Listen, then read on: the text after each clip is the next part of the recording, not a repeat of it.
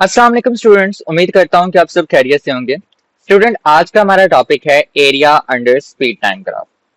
अच्छा स्टूडेंट, इस टॉपिक को स्टार्ट करने से पहले मैं आपको ये बात बता दूं कि आपके पास बोर्ड के लिए इंपॉर्टेंट लॉन्ग क्वेश्चन हो सकते हैं। ठीक है। अब ये लॉन्ग क्वेश्चन किस तरह से बनेगा या आप इसको कैसे अटेम्प्ट करेंगे, उसको आप अभी डिटेल के अंदर सीखेंगे। सबसे पहली बात बच्चों, आपकी बुक ने इसको बिना हाइडिंग के, ठीक है, डायरेक्ट वे में सॉल्व किया हुआ है। लेकिन मैंने आपके लिए यहाँ पर हाइडिंग्स बनाई है और इसको इंतहाई ज्यादा शॉर्ट कर दिया है ताकि आप सिंपल और इजी वे के अंदर इसको क्या कर सके, लॉन्ग क्वेश्चंस के तौर पे अटेम्प्ट कर सके। अच्छा बच्चों, इस टॉपिक को सुनने से पहले आपको स्पीड टाइम ग्राफ का टॉपिक आना चाहिए जो आपका प्रीवियस टॉपिक है। ठीक है। तो अगर आपने वो वीडियो नहीं देखी तो आपको लिंक जो है वो डिस्क्रिप्शन में मिल जाएगा। आपने पहले वो वीडियो देखनी है, देन आपने इस वीडियो को प्ले करना स्टार्ट करना है।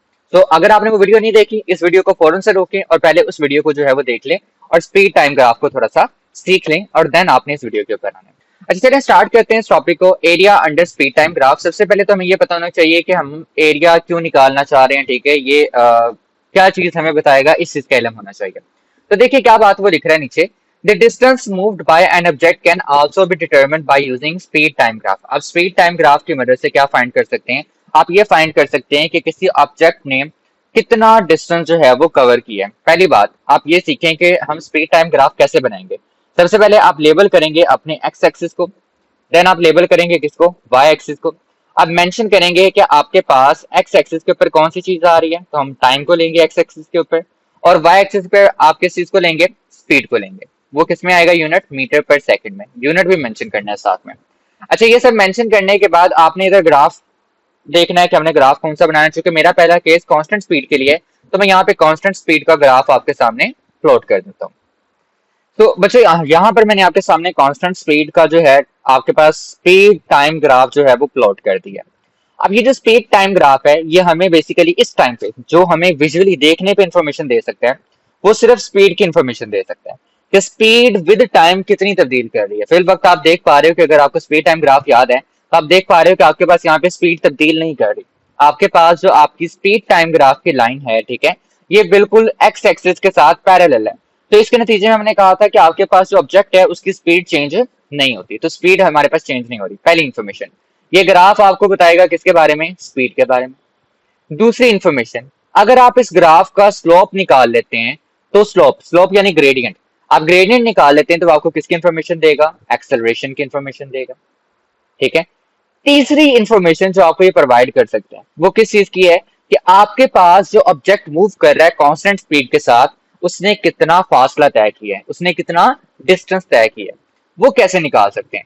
उसको निकालने के लिए बच्चों आपको क्या फाइंड करना पड़ेगा, आपको फाइंड करना पड़ेगा area under speed time graph. आपको क्या निकालना पड़ेगा, एरिया निकालना पड़ेगा। कौन सा एरिया, वो एरिया जो इस ग्राफ लाइन के नीचे मौजूद है, यानी ये वाला हिस्सा। ये वाला हिस्सा आपको क्या करना पड़ेगा बच्चों, इसका एरिया निकालना पड़ेगा। अगर आपने इसका एरिया निकाल लिया तो समझो आपने क्या निकाल लिया, डिस्टेंस निकाल लिया जो कि आपकी बॉडी ने कवर किया। तो अगर आपसे कोई शख्स पूछे कि बताएं आपको जो स्पीड टाइम ग्राफ है वो कितनी चीजों के बारे में बताता है, तो आपने पहला बताना है कि सर हमें वो स्पीड के बारे में बताता है। दूसरा, अगर हम उसकी स्लोप निकालें तो हमें किसके बारे में बताता है, एक्सेलरेशन के बारे में बताता है कि बॉडी का एक्सेलरेशन कितना है। तीसरा, अगर हम एरिया अंडर द ग्राफ निकालें तो आपको किसके बारे में बताता है, डिस्टेंस यानी फासले के बारे में बताता है। तो ये चीजें आपने कभी नहीं भूली। तो सबसे पहला केस लेते हैं, आपने इसी तरीके से हाइडिंग बनानी है, distance covered bye an object moving with constant speed. किसी ऐसे ऑब्जेक्ट का डिस्टेंस फाइंड करें जो क्या कर रहे हैं, कांस्टेंट स्पीड से हरकत कर रहे हैं। तो इसके लिए आपने क्या करना है, सबसे पहले आपने कांस्टेंट स्पीड का ग्राफ बनाना है। क्या करना है बच्चों, कांस्टेंट स्पीड का ग्राफ बनाना है। जब आपने ग्राफ बना लिया ना, ग्राफ बनाने के बाद आपने लाइन के, ये वाली जो आपकी कांस्टेंट स्पीड की लाइन है, इसके बिल्कुल एंड वाले कॉर्नर पे जाना है। एंड वाला कॉर्नर मिल गया, उससे आपने क्या करना है, एक डॉटेड लाइन ड्रॉ करनी है। डॉटेड कोई भी लाइन, डॉटेड लाइन भी ड्रॉ कर सकते हैं, ठीक है, या नॉर्मल लाइन भी ड्रॉ कर सकते हैं। तो आप लाइन को ड्रॉ करेंगे और इसको यहां से मिला देंगे किसके साथ, एक्स एक्सिस के साथ। किसके साथ मिलाना है आप लोगों ने, एक्स एक्सिस के साथ। अंदर जितना भी एरिया आएगा आपने उसको क्या कर देना है, शेड कर देना है। ये जितना भी एरिया है आपने इसको क्या कर देना है बच्चों, मैं यहाँ पे शेड कर देता हूँ इसको पहले। तो देखिए मैंने इस एरिया को क्या कर दिया, शेड कर दिया है। आपने यही एरिया बच्चों क्या करना है, फाइंड करना है। ठीक है। अगर आपने ये एरिया निकाल लिया तो समझने आपने एरिया नहीं निकाला बल्कि आपने क्या निकाल लिया है कि बॉडी ने कितना डिस्टेंस कवर किया। सबसे पहले बच्चों मुझे ये बताएं कि कौन सी शेप बन रही है। ये जो शेप आपको नजर आ रही है कौन सी शेप है? जी बिल्कुल, ये आपके पास क्या बन रही है? एक रेक्टेंगल बन रही है। ये आपके पास क्या बन रही है? एक रेक्टेंगल बन रही है जिसकी दो साइड है। एक ही नीचे वाली साइड जो कि किसको जाहिर कर रही है? टाइम को। और एक आपके पास ये वाली साइड जो किसको जाहिर कर रही है? स्पीड को। अब रेक्टेंगल के बारे में बच्चों आप जानते हो कि आपके पास एक ऐसी शेप होती है जिसकी आमने सामने वाली साइड बराबर होती है। यानी ये वाली साइड बराबर है किसके? इस वाली साइड के। और ये वाली साइड बराबर है किसके? इसके सामने वाली साइड के। ठीक है, तो आमने सामने वाली साइड रेक्टेंगल्स के अंदर क्या होती है? बराबर होती है। और रेक्टेंगल का एरिया निकालने का बच्चों फॉर्मूला क्या होता है? Area is equal to length multiply by बच्चों विड्थ। अब यहाँ पे आपके पास जो लेंथ है, ठीक है, लेंथ बता दो, ये आपके पास लेंथ होगी। ठीक है, ये चीज आपके पास क्या होगी? लेंथ होगी। आप इसको भी ले सकते हैं, आप इसको भी ले सकते हैं। तो ये आपके पास लेंथ है। लेंथ किसके बराबर है? स्पीड के बराबर है। तो लेंथ की जगह हम क्या लिख देंगे? स्पीड लिख देंगे। मल्टीप्लाई बाय विड्थ आपके पास क्या है बच्चों? टाइम। तो यहाँ पे विड्थ की जगह हम क्या लिख देंगे? टाइम। और मैंने अभी बताया कि एरिया आपको किसकी इंफॉर्मेशन देगा? डिस्टेंस, कि कितना फासला तय किया ऑब्जेक्ट ने। तो आप एरिया की जगह क्या लिख देंगे बच्चों? फासला लिख देंगे। और फासले को किससे जाहिर करते हैं? एस से। तो ये आपके पास कांस्टेंट स्पीड के लिए फासला आ गया। ठीक है, ऑफ कोर्स आपको यहाँ से कीमतें पता होंगी, आप कीमतें पुट करेंगे यहाँ पे तो आपके पास फासला निकल आएगा। ठीक है बच्चों, तो इस तरह से हम क्या करेंगे? कांस्टेंट स्पीड से हरकत करते हुए जिस्म के लिए area under the speed time graph निकाल सकते हैं। ये सिर्फ इतनी बात आपने उसके अंदर लिखनी है और ये ग्राफ बनाना है। ग्राफ मस्ट है बच्चों, ग्राफ नहीं मिस करना। इसके बाद आपने क्या करना है? Distance covered bye an object moving with uniform acceleration. आपकी बुक ने यही हेडिंग बनाई है, हम भी यही बनाएंगे, लेकिन लिखी नहीं है हेडिंग, बस लिख दिया उसके अंदर टॉपिक के तौर पे।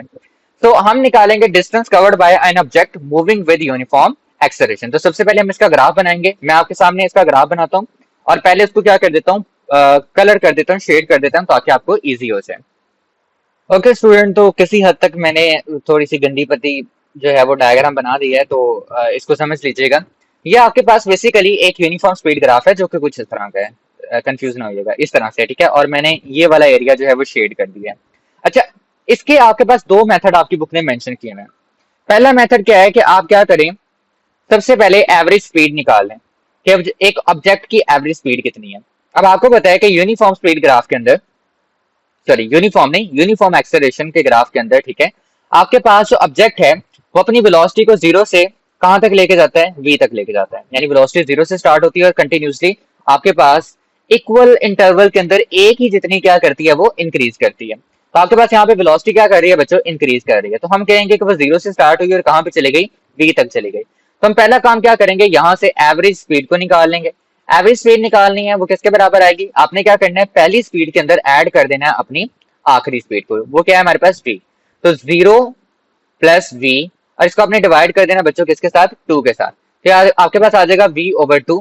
या मैं इसको ऐसे लिख सकता हूँ कि 1/2 इंटू v। ठीक है, तो ये एवरेज स्पीड आ गई। अब आप लोगों ने बेसिकली जब स्पीड वाले टॉपिक को पढ़ा होगा, ठीक है, तो उसके अंदर आपने देखा होगा कि डिस्टेंस का फॉर्मूला क्या होता है? डिस्टेंस का फॉर्मूला होता है आपके पास v s is equal to v average multiply by t। अब आपको पता है कि v एवरेज की हमारे पास कीमत कितनी है? Half v। ठीक है, आप लिखेंगे हाफ, साथ में क्या आएगा? v multiply by t। तो ये वो डिस्टेंस है, ठीक है, जो आपके पास एक ऐसी बॉडी कवर करेगी जो क्या कर रही है? यूनिफॉर्म एक्सेलरेशन के साथ मूव करते हुए कवर कर रही है। तो ये पहला तरीका हो गया। दूसरा तरीका हम जानते हैं, जो हमने कहा है कि हम कर रहे हैं, ठीक है, वो क्या है कि आप क्या करें? एरिया निकाल लें इस ग्राफ के नीचे का। अब इस ग्राफ के नीचे कौन सी शेप बन रही है? जी बिल्कुल, आपके पास एक ट्राइंगल बन रही है। ठीक है, आपके पास एक राइट एंगल ट्राइंगल बन रही है। आपने क्या करना है? इस राइट एंगल ट्राइंगल का एरिया निकालना है। तो इसका एरिया निकालने का फॉर्मूला क्या आएगा? एरिया इज इक्वल टू, ये बिल्कुल ना रेक्टेंगल वाले फॉर्मूले की तरह ही होता है, बस आप क्या करते हैं? उसको 2 से डिवाइड कर देते हैं। 1/2 multiply length multiply bye width. अब यहाँ पे आपके पास वर्चुअल लेंथ क्या है? आपके पास लेंथ ये वाली चीज है, ठीक है, और वो किसको जाहिर कर रही है? v को। ठीक है, ये जो आपके पास ऊपर v लिखा हुआ है, लेट मी शो, ये जो v है, ठीक है, ये आपके पास क्या है? आपकी लेंथ है। ठीक है, जबकि विड्थ अगेन आपके पास ये नीचे वाला हिस्सा है और ये किसको जाहिर कर रहा है? टाइम को। तो आप यही चीजें लिखेंगे। 1/2 लेंथ क्या है? v, और आपके पास क्या आ जाएगा? Multiply by t। तो एरिया किसको जाहिर कर रहा है? फासले को, डिस्टेंस को, जो हमने पहले भी डिस्कस कर लिया है। ठीक है, तो देखिए आपके पास दोनों तरीकों से सेम फॉर्मूला आ रहा है। आप एवरेज वेलोसिटी निकाल के डिस्टेंस निकालें, ठीक है, या फिर area under speed time graph निकाल के डिस्टेंस निकालें, आपके पास आंसर क्या आएगा बच्चों? सेम ही आएगा। ये आई थिंक ग्लिच हो गया। अच्छा, इसके बाद देखें, आपके पास वो नीचे आपको ये आपने रिमार्क्स लिखने हैं जो आपकी बुक ने हाईलाइटेड फॉर्म के अंदर लिखे हुए हैं। The area under the speed time graph up to the time axis is numerically equal to the distance covered by the object. तो हमने ये नतीजा निकाल लिया कि हमारे पास जो एरिया है, ठीक है, किसी भी स्पीड टाइम ग्राफ के नीचे वाला, ठीक है, वो बेसिकली किसके बराबर है हमारे पास, distance covered by the object के, ऑब्जेक्ट ने कितना फासला जो है बच्चों तय किया। तो आई होप सो कि आपको यहां तक समझ आ गया होगा कि area under the speed time graph जो है वो किस तरह से निकाला जा सकते हैं। ठीक है, सो ग्राफ बड़े इंपॉर्टेंट है, ग्राफ आपने इसके अंदर जरूर याद रखने हैं। ठीक है, यहाँ पे एरिया हमारे पास क्या है, एरिया है v मल्टीप्लाई बाय टी, और इसका एरिया हमारे पास क्या है बच्चों, बस आपने उसका हाफ कर देना है, half v multiply by T. Clear है? चलें, होपफुली आपको लेक्चर समझ आ गया होगा। ठीक है, आपने, अगर आपको ये लेक्चर समझ आया, आपने वीडियो को लाइक करना है, चैनल को सब्सक्राइब करना है और अपने क्लास 9th के फेलोज के साथ जरूर शेयर करना है। और अगर कोई चीज कंफ्यूज लगी है तो आपने कमेंट सेक्शन के अंदर जरूर क्वेश्चन पूछना है। अल्लाह हाफिज बच्चों।